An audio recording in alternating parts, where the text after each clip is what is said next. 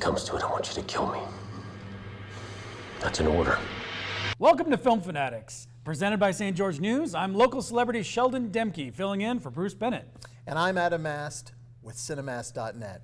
My brother, so nice Good to have see you you here again. today. So we're going to talk about a sequel, the sequel that everybody wanted, that people have been clamoring for years. Tweeting about for years. When you think about movies that need sequels, what movie pops into your head immediately? Olympus Has Fallen, for sure. Of course. I mean, because that movie screams sequel like nobody's business. Oh my God. Yes, we are being very what's the word? Facetious? Yes, facetious. Sarcastic, if you will.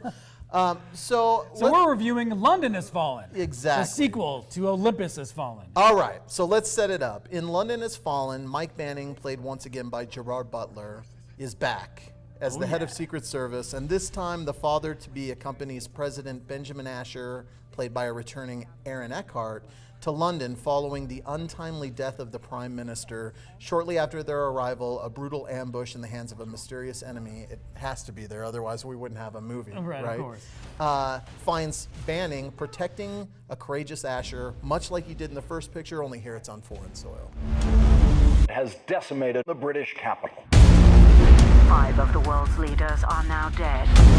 Stay with me. We'll get you out of here. That about sums it up, Adam. And I feel like if this was made 30 years ago, Steven Seagal would be playing this part. Yeah, or even more to the point, Banning, the Gerard Butler character, feels more or less like a composite of John McClane and Jack Bauer. Granted, he's not quite as brooding as Jack Bauer in 24, and thankfully this movie is a heck of a lot better than A Good Day to Die Hard. So we can give it that. But man, you know, the movie is well paced. It's not like it's slow, but it's just so familiar. I can't tell if this is a good bad movie or a bad good movie. It's not silly or over the top enough to put a smile on your face like a movie like Commando would. Right.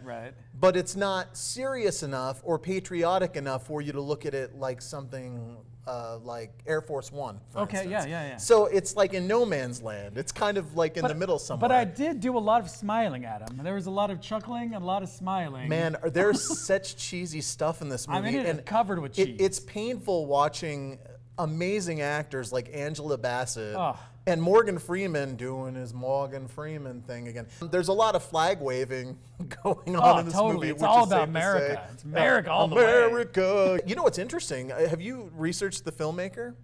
He's from Iran, which I find very interesting. And I feel like, you know, Gerard Butler, he's clearly having a fun time. He plays it like a little bit like John Rambo. Like, well, I'm out to do the job because no one else is going to do it.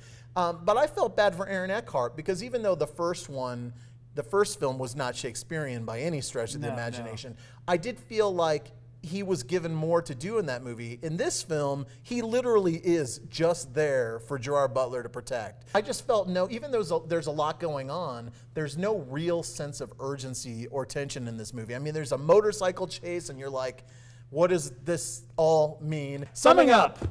You go first. All right, summing up, I would say skip it. You know, it was fun. It has its moments. You know, if it comes on cable, why not? A little bit, 5 minutes here and there, but no, skip it. And I will agree to agree. All right. I'm gonna say skip it, and let's hope we don't get Fallen with a Vengeance because who wants to see that? Nobody. Well, folks, that's another fabulous edition of Film Fanatics. Thank you so much for joining us. I'm Adam Mast with Cinemast.net. And I'm Sheldon Demke, local celebrity.